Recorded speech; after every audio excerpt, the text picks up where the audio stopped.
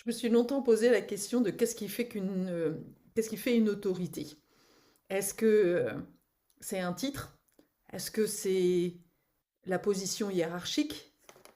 Ou est-ce que c'est une nature profonde? J'aime bien me référer à la nature. Quand tu regardes dans la nature, bah, il y a des animaux qui ont cette autorité intérieure et d'autres qui ne l'ont pas. Alors je crois que c'est vraiment un mythe de croire que tout le monde est né pour devenir une autorité. Et d'ailleurs, quand je regarde le, l'outil de Jenkins, c'est très intéressant de regarder les lignes. Les lignes, selon que ce soit dans les quatre premières lignes, tu as les quatre premières sphères qui correspondent justement à ta nature, avec ce avec quoi tu es arrivé, ton soleil et ce que tu dois développer. Eh bien, il y a des indications.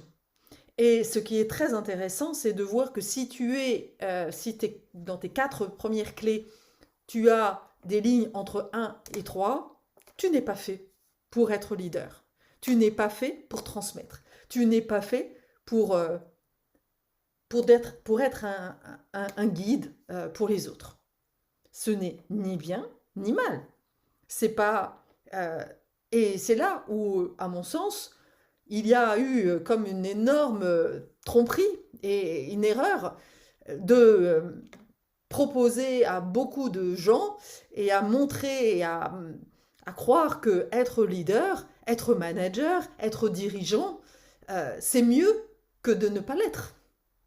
Je crois que si en réalité on, chacun a accepté d'être dans son rôle, dans sa mission, dans sa fonction, il y aurait certainement beaucoup plus de bien-être dans les entreprises, dans les écoles, et que finalement, ça créerait beaucoup moins de tension. Parce que quand tu mets une personne qui devrait être plutôt, on va dire presque artiste par exemple, créateur, raconter des histoires, et que cette personne-là se retrouve au sein d'une entreprise comme dirigeant, bah, ça crée des dégâts. Elle, au fond d'elle, elle n'a pas la compétence. C'est pas sa nature. C'est comme si tu demandais à une poule de, de diriger la jungle, en fait. Ce n'est pas son rôle. Elle n'est pas faite pour. Eh bien, ça, c'est vraiment pour moi un des grands principes, justement, de l'harmonie dans une société, dans un collectif, dans une famille. Et je sais que en disant ça, j'enfonce quelque part un grand, enfin je mets un grand pied dans une fourmilière par rapport à un énorme mythe, notamment dans les lieux créatifs, euh, dans les écolieux, voilà, dans les collectifs, voilà, je cherchais le mot, dans les collectifs. Parce qu'il y a eu toute une mode avec notamment la communication non violente, l'UDN, tous ces principes-là, qui ont proposé finalement des modèles qui paraissaient très démocratiques, où finalement tout le monde devait voter, tout le monde devait contribuer à l'évolution, enfin au vote et à l'organisation en fait du collectif. Ce qui place tout le monde à égalité. Et alors là, c'est un énorme idéal. Tout le monde parle de l'égalité homme-femme. Tout le monde aimerait dans l'absolu, et je trouve ça intéressant justement pour la journée de la femme, de questionner cette chose de mais c'est quoi le rôle de la femme? Est-ce que nous avons un rôle bien défini finalement? Je crois notamment, et c'est à la fois mon expérience, mais aussi ce que j'observe avec les personnes que j'accompagne, que la femme, elle est plus proche de la nature, surtout quand elle devient maman. Une femme, quand elle devient maman, et là il y a plein d'études qui le démontrent, développe une capacité même biologique, une écoute particulière pour pouvoir répondre aux besoins des enfants. Une maman, quand elle n'est pas trop fracassée, on va pas se mentir, quand elle n'a pas perdu connexion justement avec son corps, eh bien une maman va être à l'écoute de son enfant et va savoir est-ce que son enfant pleure parce qu'il a faim ou est-ce qu'il est sale, et elle va justement être à l'écoute de ça. Ce qui est intéressant d'ailleurs, c'est que dans la maman est la première personne qui va commencer à inculquer, transmettre,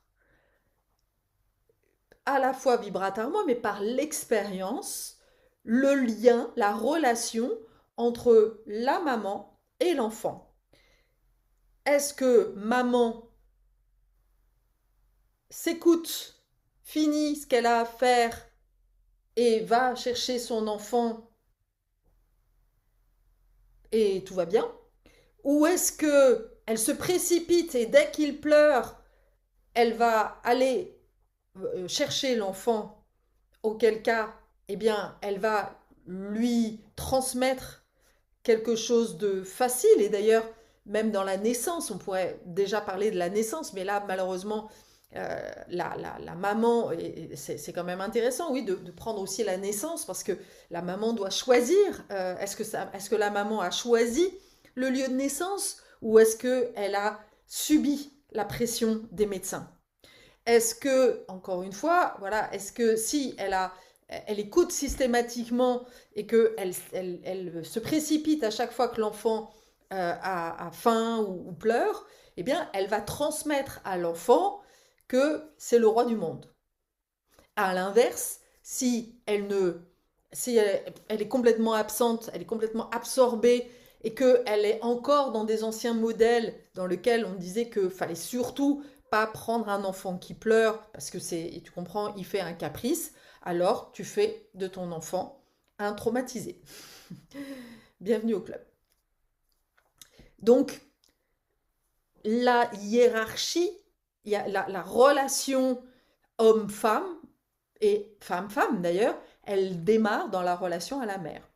La sécurité intérieure démarre par le lien à la mère.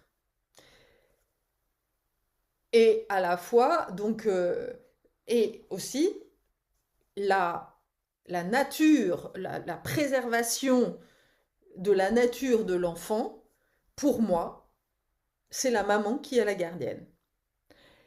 Et ça, moi, j'ai mis beaucoup de temps à le comprendre. Parce que, bah, comme beaucoup de mamans, j'étais complètement ignorante. Je n'avais pas du tout conscience des propres traumas que j'avais moi. Et que, voilà, j'ai fait beaucoup d'erreurs. Mais l'erreur, là aussi, elle se répare si, voilà, il n'est jamais trop tard. Mais aujourd'hui, j'ai vraiment à cœur d'accompagner les jeunes mamans. euh, Parce que une maman qui justement a nettoyé, a purifié ses traumatismes est déjà une maman qui va être beaucoup plus à l'écoute. Une maman qui travaille sur son corps, est à l'écoute de son corps, va être une maman qui va avoir une relation justement et qui va permettre à l'enfant de rester enfant de la source. Parce que l'enfant n'est pas notre enfant, l'enfant c'est un enfant de la source. Et c'est cet échange d'ailleurs qui va faire que une maman devient plus proche de la source grâce à l'enfant. Il n'y a pas de hasard. Et que la maman reçoit aussi des informations de l'enfant. Moi, quand j'ai eu ma troisième, j'ai entendu un appel très fort à partir de France, à aller à l'expatriation. Un truc de fou. Et au début, je n'ai pas compris. Et c'est bien plus tard que je me suis dit, mais cette information-là, elle vient pas de nulle part en fait. C'est l'âme du bébé qui arrive déjà avec une intention. Tu arrives avec un programme, tu arrives avec une mission de vie. Et pour que ta mission de vie se réalise, eh bien, tu as choisi une maman qui était consciente ou pas. Donc, il n'y a pas d'erreur. Entendons-nous bien, il n'y a pas d'erreur, il n'y a pas de culpabilité à avoir de n'avoir pas su gérer son enfant. Tout est complètement orchestré. Et d'ailleurs, très souvent, et ça, fait partie justement des messages que je vais transmettre dans la conférence de dimanche, euh, je suis convaincue que les personnes qui ont vécu l'exclusion, la mise à l'écart, eh bien, sont préposées pour devenir justement des leaders d'une nouvelle meute, un peu comme le loup solitaire. Alors ce n'est pas permanent, ce n'est pas systématique, je ne mets pas tout le monde dans le même panier, mais voilà, c'est quand même quelque chose que je vois assez souvent.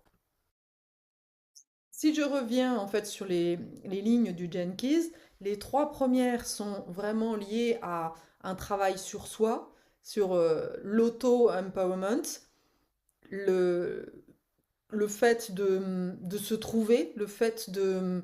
voilà, la ligne in, c'est le créateur qui passe de l'insécurité au self-empowerment et au courage justement déjà de créer sa propre vie. Le deuxième, c'est le danseur. Donc le danseur, c'est vraiment l'idée de fluidité, d'aller vraiment saisir des opportunités et de travailler sur ses blessures aussi. Euh, il y a vraiment cette notion justement de connexion avec la nature, de don. On a un don quand on a une ligne d'eau. Il y a un don à trouver. Et, euh, et il y a vraiment, oui, là aussi, cette écoute avec le corps. euh,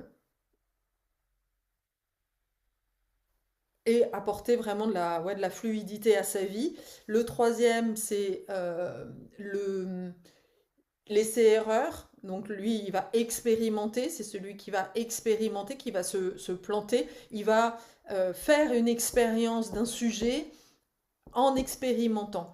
Le premier va plutôt créer, le deuxième va plutôt explorer à travers, c'est plutôt quelque chose de corporel, le troisième c'est vraiment l'expérimentation. Et on arrive sur la deuxième série, ligne 4, 5, 6. Donc ligne 4 c'est vraiment, alors là on est l'archétype du serviteur, de celui qui se met au service des autres de transmettre l'amour. C'est les personnes qui ont vraiment beaucoup d'empathie. Bah, là, on va certainement retrouver les infirmières, tout cela. La ligne 5, c'est le leader dans le sens où c'est celui qui apporte des solutions. Il a des solutions à tout. Et le sixième, c'est l'enseignant. Et moi, j'ai la ligne 3 et la ligne 6. Et justement, l'idée, c'est de commencer vraiment pour moi à transmettre et à assumer cette posture en fait d'enseignante, mais je n'ai pas envie, en fait, je ne me reconnais pas d'ailleurs dans le terme du human design qui est rôle modèle. Le terme, je crois que c'est une des raisons pour laquelle j'ai eu autant de mal en fait à accepter en fait cette ligne 6, c'est que moi je me reconnaissais pas comme rôle modèle. Je ne veux pas être un modèle. Je ne veux pas être un modèle. Voilà, c'est ça. Je ne veux pas être un modèle. Alors du coup, j'ai compris que, en effet, mon modèle, c'est de ne pas être un modèle. C'est d'être l'anti-modèle. Parce que justement, c'est ce dont j'ai souffert. Toute mon expérience de vie a fait que je m'appuyais, je dépendais en fait d'un modèle extérieur, je copiais quelque part un modèle extérieur ou je cherchais la reconnaissance d'un modèle extérieur et donc du coup il y avait toujours une déception parce que à chaque fois que j'ai eu des enseignants, même spirituels, chamaniques et autres, je sentais bien qu'il y avait toujours une espèce d'emprise, ok, je te transmets, mais j'ai pas envie que tu t'en ailles. Je veux que tu restes. Et ça, moi, je suis tout l'inverse, en fait. Mon, ma, la façon, ma vision de cette ligne 6 de l'enseignement, c'est au contraire de permettre à chacun de découvrir son propre modèle, de découvrir son univers unique, de devenir au plus près de la source justement et de faire en sorte que chacun puisse retrouver sa propre place, retrouver son rôle et qu'on arrête en fait de se comparer les uns des autres et qu'on comprenne que nous sommes chacun des univers uniques et que au-delà de la comparaison et de l'égalité, pour moi, l'égalité n'a aucun sens homme-femme. On n'est pas fait pareil et on n'est pas tous pareils. Il y a pas d'un côté les femmes, de l'autre côté les hommes. Non, on a du côté féminin, on a un côté féminin et un côté masculin à l'intérieur de nous. Nous sommes tous des âmes androgynes. En revanche, nous avons tous justement une fonction et une mission et toute notre vie est là pour nous amener en fait à ce rôle unique. Et là, je vois du coup mon rôle de guide, d'accompagnante, d'enseignante, parce que c'est aussi mon chemin.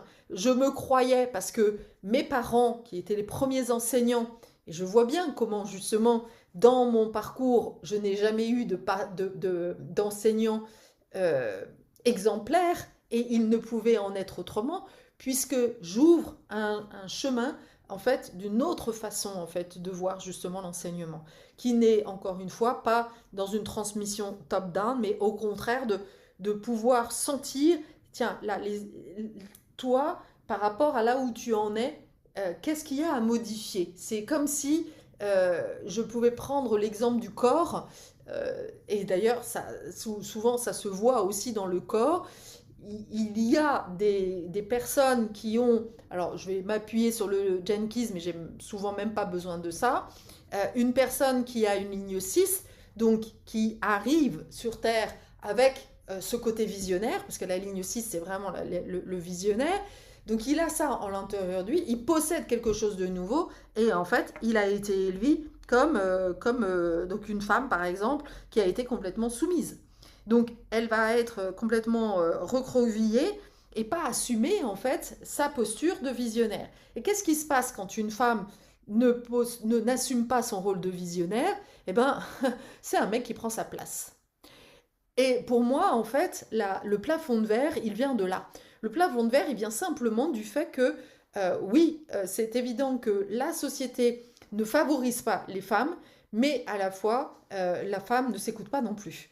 Et qu'il est temps, justement, que la femme puisse embrasser son potentiel et non pas attendre d'un système qui est en train de s'effondrer que ce système euh, qui est en train de s'effondrer va lui donner de la place qu'elle attend. C'est là, faut arrêter. Et d'ailleurs, demain, je m'appuierai sur le mythe de Romulus et Remus, mais aussi sur mon parcours pour pouvoir transmettre le fait que tant qu'on est là-dedans, tant qu'on attend que la vie change, que les gouvernants changent, eh bien, il ne se passe rien, il ne se passera absolument rien. Et que c'est à chacun, à chacune, et que c'est le parcours de chacun et de chacune qui va nous pousser, qui va être un moteur pour pouvoir retrouver notre juste place. Moi, j'ai passé 20 ans à être directrice marketing. Bah, ça me plaisait bien, il y avait un côté créatif qui correspond tout à fait à ce que j'aime faire. Et à la fois, il y avait cette dimension en moi, cette dimension de l'enseignante, de l'éducatrice, de la visionnaire, qui voilà, cherchait à s'exprimer, mais personne, personne n'a été là pour me dire, mais Carole, t'es plus à ta place, tu pourrais faire autre chose. Euh, et certainement pas mes parents. Donc, et donc j'ai attendu, parce que je ne savais pas, quelque part, que je pouvais... D'abord, je ne savais même pas que je pouvais changer de métier en cours de route. Ça, pour moi, dans mon système, c'était juste impossible. J'avais autour de moi que des personnes qui avaient passé leur vie euh, à se sacrifier dans une fonction, même si cette fonction-là ne leur plaisait pas, dans un rôle qui ne leur plaisait pas. Sauf mon père, en vrai, mais voilà, je ne pouvais pas me reconnaître dans le modèle de mon père. Parce que c'était trop vieux et que il est passé d'employé à chef d'entreprise. Et là aussi, chef d'entreprise, c'était juste... bah non, on m'a pas appris qu'une femme pouvait être chef d'entreprise. Il n'y en avait pas autour de moi. Donc, des entrepreneuses, c'était compliqué. Et donc, là, ce dont va avoir besoin, justement, pour s'autoriser, pour passer, en fait, une autre étape et pour se remettre dans la trajectoire, eh bien, ce dont on va avoir besoin, c'est de se retrouver avec des personnes qui ont déjà franchi cette étape. Ça s'appelle des mentors. Et je me reconnais beaucoup plus dans cette dimension de mentor que de simplement voilà, de rôle modèle. Euh, pour moi, nous sommes tous des rôles modèles. Ça, c'est une évidence. Nous sommes tous des individus uniques. Nous sommes tous des univers uniques. Et encore une fois, et j'ai fait l'expérience d'ailleurs très récemment avec un ami qui se pose beaucoup de questions parce qu'il voit il voit finalement que son business ne fonctionne pas. Et en regardant justement son human design, bah, je lui ai dit, c'est normal en fait. C'est normal parce que c'est pas ta place. Tu n'es pas là en fait pour accompagner les gens. Tu es là pour faire ce qui te fait plaisir. Waouh, révolution. Et donc, voilà, mais parfois, on s'enferme dans des idéaux, dans un idéal, dans un job idéal, alors que ce n'est pas notre place. On n'est pas venu pour ça. Donc, c'est pour ça que la vie va faire que ça ne fonctionne pas. Tu tapes pas à la bonne place, la bonne porte. Tu n'ouvres pas la bonne porte. Il y a un moment donné comme si tu ne pouvais gagner de l'argent. Voilà, aujourd'hui, c'est presque ça. On ne peut gagner de l'argent qu'en étant coach ou en étant enseignante. Bah non, heureusement qu'il y a des créateurs, il y a des inventeurs, il y a voilà, des personnes qui travaillent sur le corps.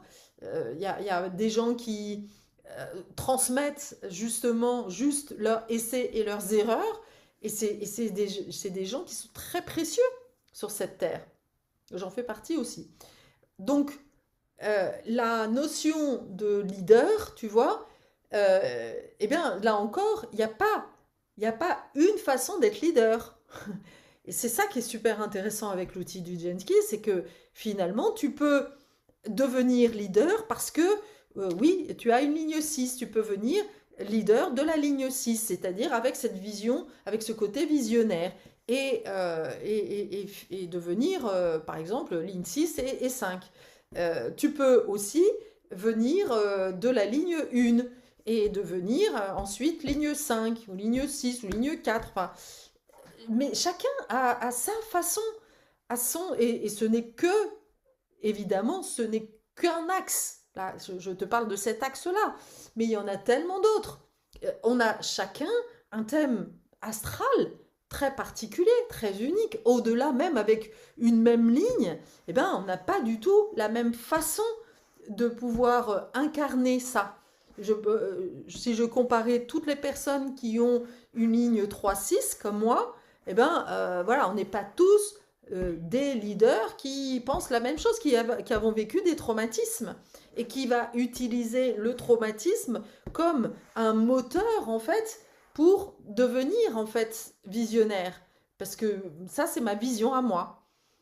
Et c'est pour moi quelque chose qu'une femme va peut-être développer plus facilement, surtout une maman, parce que justement, elle est en lien, elle a une connexion plus forte avec le côté naturel, avec ce qui est normal en fait, pas la normalité de la société, parce que la normalité de la société, c'est de travailler au CDI et puis de rester soumise à un système même s'il te rend malade. Ça, c'est la normalité de la civilisation. Et c'est ce que et à l'école, on nous a tous dit en fait que waouh, super, la civilisation est arrivée, les machines à laver sont arrivées, c'était génial. Voilà, c'est tout d'un coup le monde est devenu génial parce que la machine à laver est arrivée et parce que la civilisation est arrivée.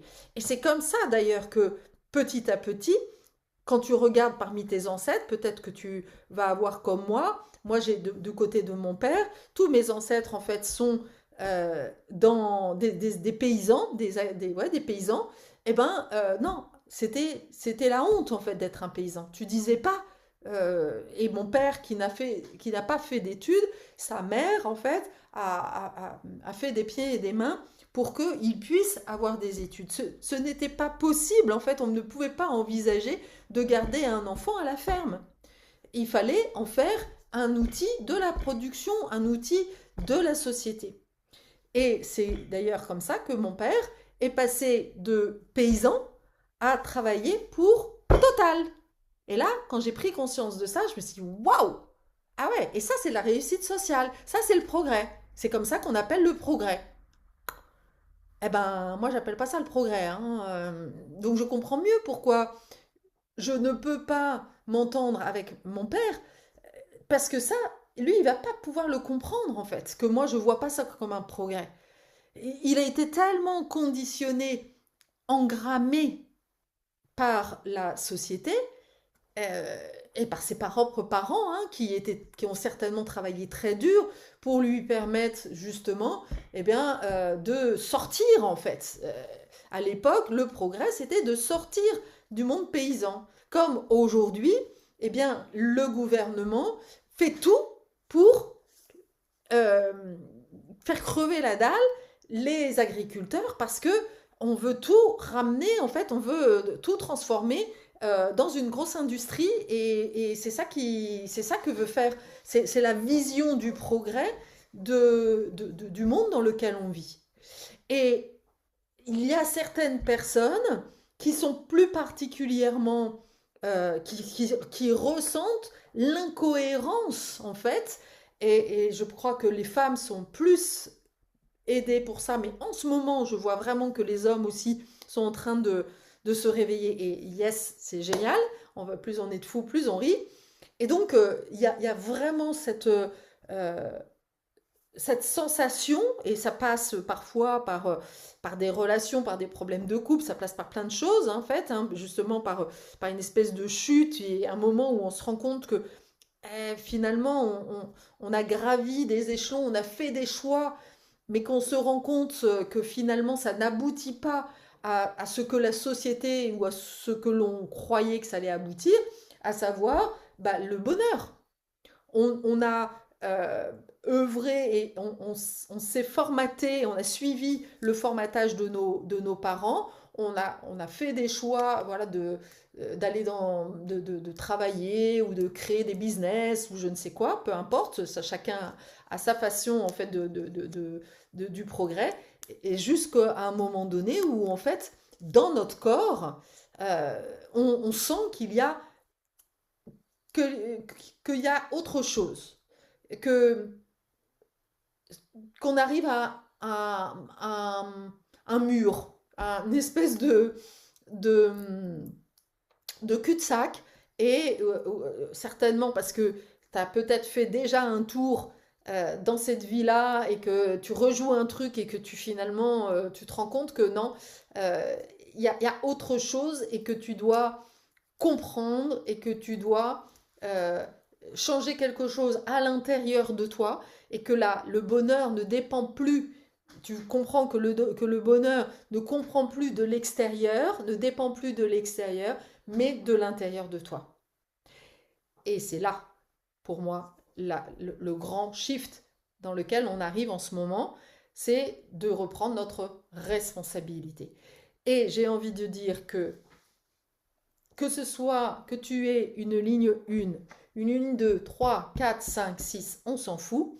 En réalité, ce qui est primordial aujourd'hui, c'est la notion de responsabilité. Quelle responsabilité en tant qu'humain tu prends pour nourrir le côté naturel versus le côté artificiel. Et avec l'évolution de l'IA, my God, c'est vraiment quelque chose de fondamental. Si on ne veut pas que nos enfants finissent avec des puces derrière, sous la peau et qu'ils soient complètement entre les mains de dirigeants qui sont, alors eux, pour le coup, tout sauf compétents, eh bien, il est vraiment important en tant qu'adultes, que nous montrions l'exemple. Et vraiment, je crois que c'est une priorité aujourd'hui de choisir, d'être conscience de nos choix et d'œuvrer pour nos valeurs propres et d'être sur notre trône. Et c'est là, pour moi, le rôle aussi du leader et de l'autorité, c'est de faire preuve de souveraineté.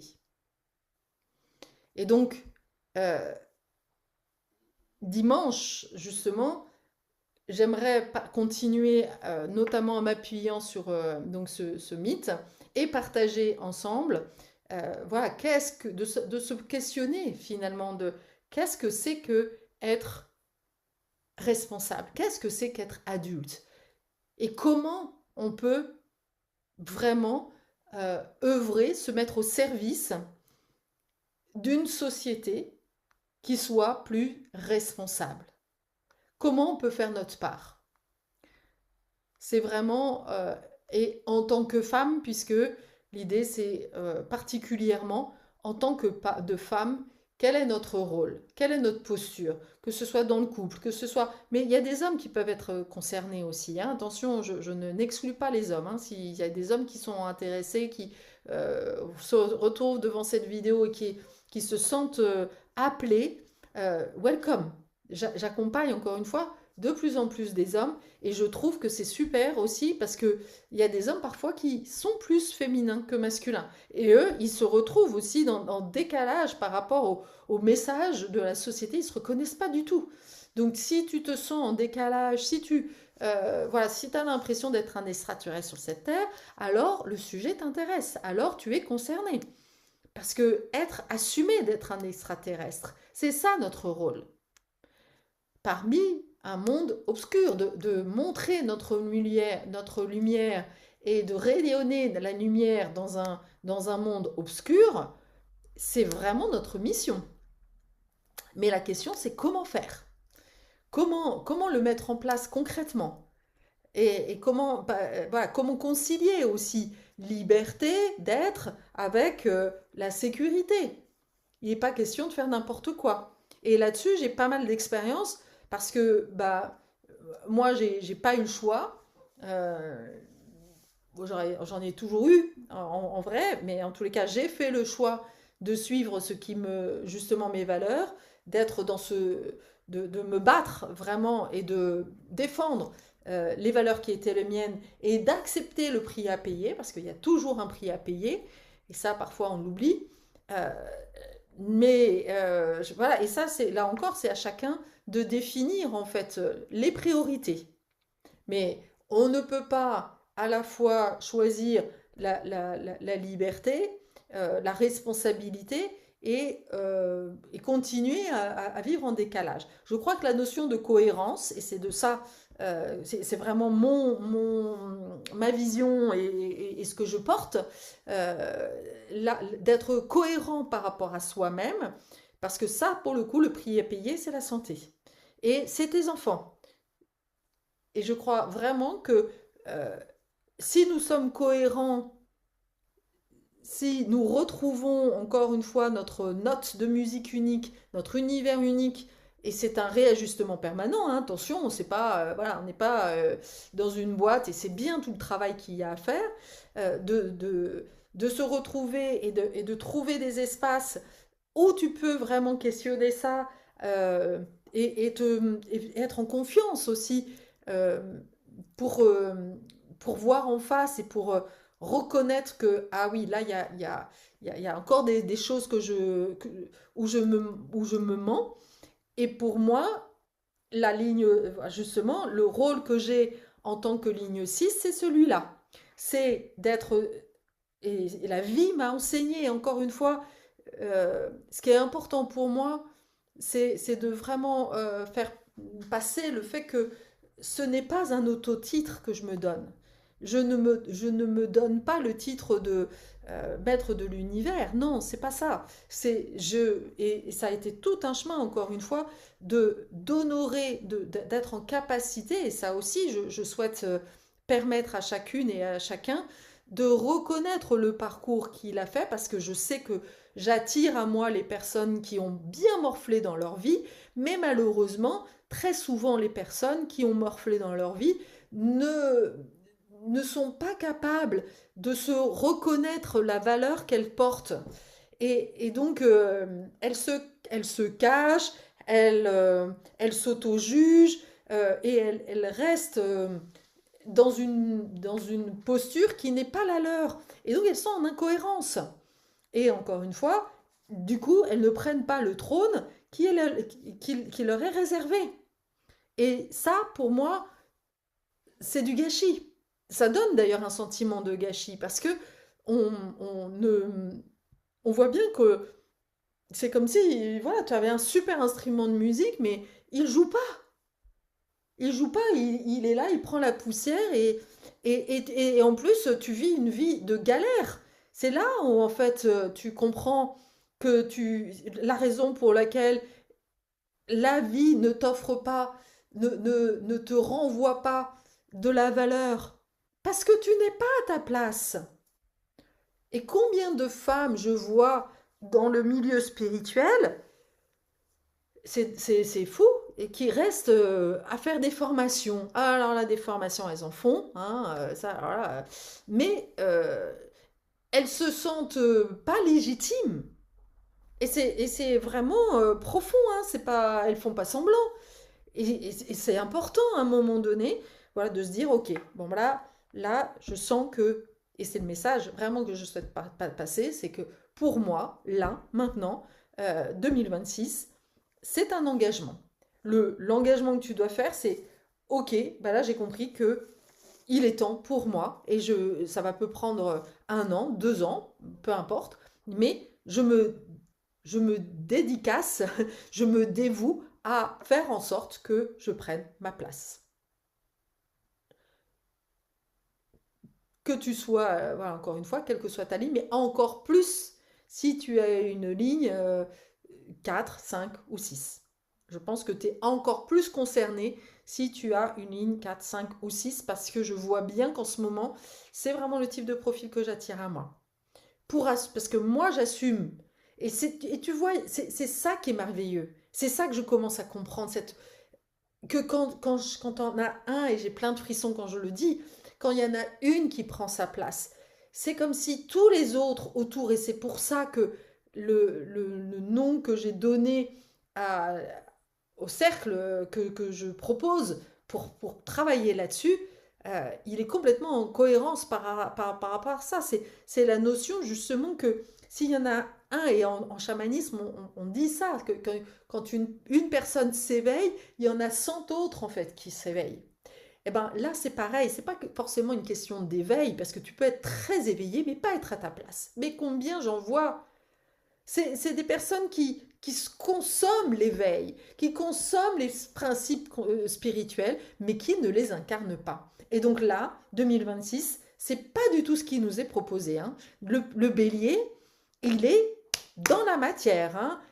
C'est un animal de feu, mais il est vraiment dans moi, je, d'abord. Le message du bélier, c'est moi, je, d'abord. Parce que si toi, tu prends ta place, alors tu montres le chemin. Tu inities quelque chose. Et ça, c'est vraiment un message que j'aime porter, parce que c'est l'expérience que j'ai vécue. Le fait que j'ai choisi ma vie en tant que mère, mère de 3 enfants, maman solo. J'avais 45 ans, mais j'avais un job, je gagnais 8 000 € par mois. J'avais la voiture de fonction, j'avais la maison, j'ai vendu ma maison. J'ai vraiment fait ce choix de vendre la maison pour justement me dédier à ce qui me semblait, pour vraiment me dévouer à ma valeur. Parce que alors au départ, je croyais que c'était parce que je croyais en moi. En fait, c'est pas du tout, parce que sinon, j'aurais pas vendu ma maison. Mais ça, c'est une autre histoire. En tous les cas, j'ai fait ce choix-là. Je croyais à l'époque que c'était un choix, et je ne le regrette pas. C'était ce que j'avais à faire. Et, et quand j'ai fait ça, ma fille m'a vraiment mais pourri la vie. Et si j'avais pas eu cette posture justement de ligne 6, je me serais dit, waouh, alors j'aurais écouté son inconfort. Je ne l'ai pas écouté. Mais parce que je ne l'ai pas écouté, et c'est ça vraiment notre rôle de mère justement, c'est de sentir, voilà, l'action juste. L'action juste qui va avoir un effet sur tout le reste. Et tellement de mères se disent: ah mais non, en fait, je vais pas faire ça parce que ça va faire, mon enfant va souffrir, mon enfant, je veux pas qu'il souffre. Mais dans quelle vie, en fait, tu veux les emmener? Est-ce que tu crois vraiment que la société, c'est le bisounours? Non. Donc, accepter que ma fille souffre et continuer mon chemin, ça a été une des décisions les plus difficiles que j'ai faites. Mais en fait, j'en ai fait plein comme ça. Mais parce qu'au fond de moi, j'avais vraiment cette conviction profonde que ce que je faisais était juste, pas simplement pour moi. Et ça, c'est vraiment le côté femme sauvage. C'est la femme sauvage qui est connectée, qui n'a pas perdu le lien avec la nature, mais pas au sens campagne, le côté vivant en fait, le vivant. Et aujourd'hui, ma fille, eh ben, quand elle est dans un espace qui ne lui convient pas, quand elle est dans un job qui ne lui convient pas, qu'est-ce qu'elle fait? Eh ben, elle s'en va. Pas parce que je lui ai dit, non, parce que je l'ai fait et qu'elle en a fait l'expérience très tôt. Et qu'elle a fait l'expérience que même si c'est très inconfortable, même s'il y a la peur, ça va bien se passer. Et ça, c'est dans ses gènes, c'est dans son corps, c'est dans chacune de ses cellules. C'est une mémoire cellulaire.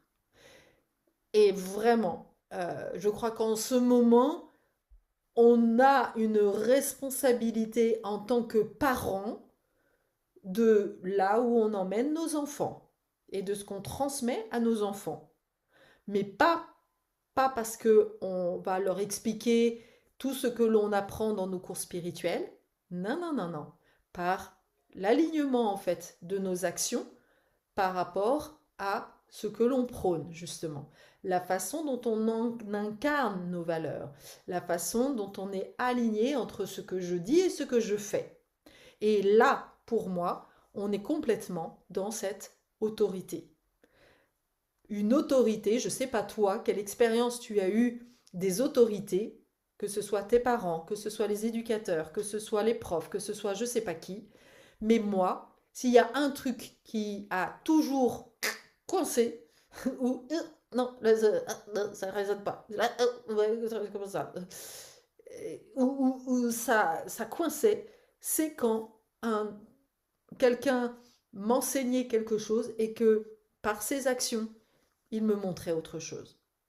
Là, il y a, il y a toujours eu une dissonance que j'ai toujours compris et, voilà, et que j'ai fini par comprendre que, bah oui, j'ai un diapason à l'intérieur de moi et ça fait partie, cette cohérence, c'est une des valeurs fondamentales que je suis venue apporter sur cette terre en tant que ligne 6.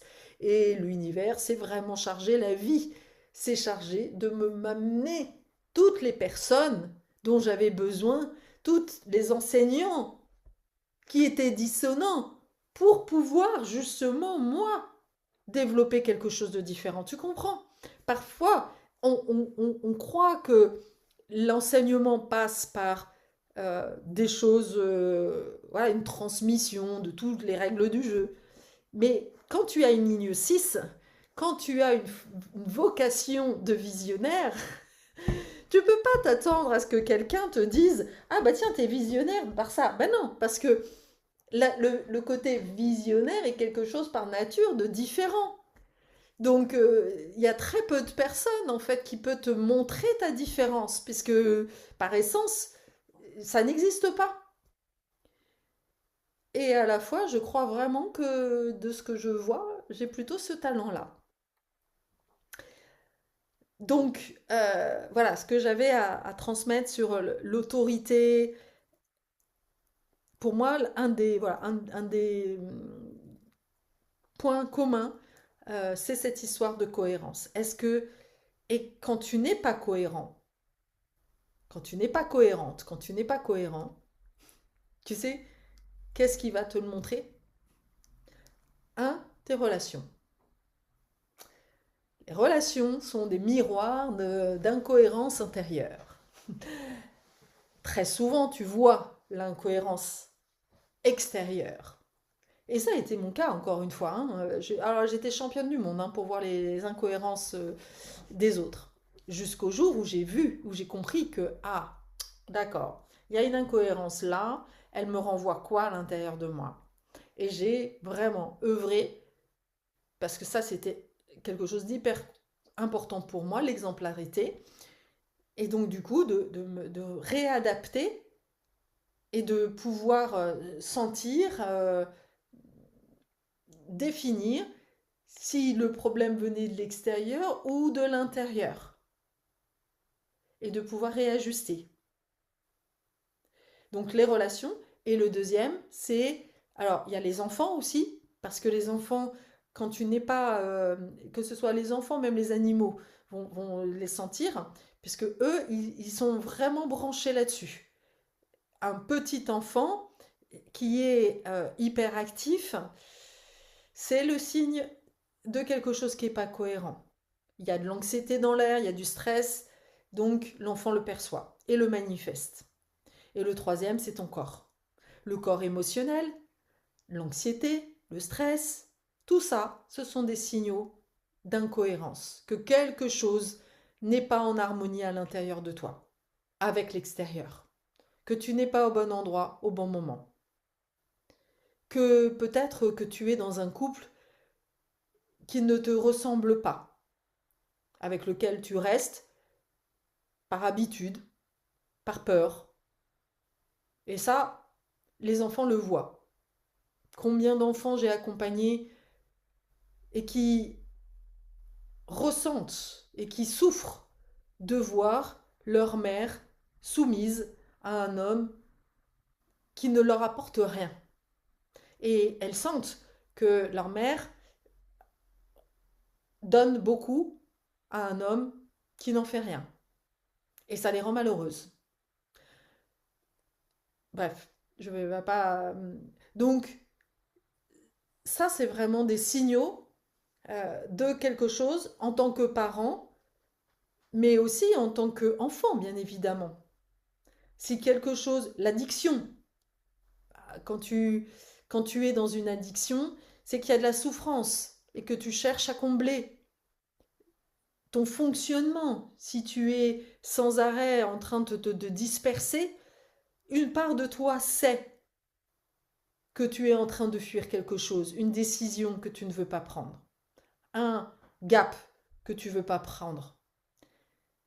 et ta vie en général, j'ai envie de dire. Parce que quand tu es en incohérence et que surtout, encore une fois, si que tu as une mission sur cette terre, en tant que visionnaire, en tant que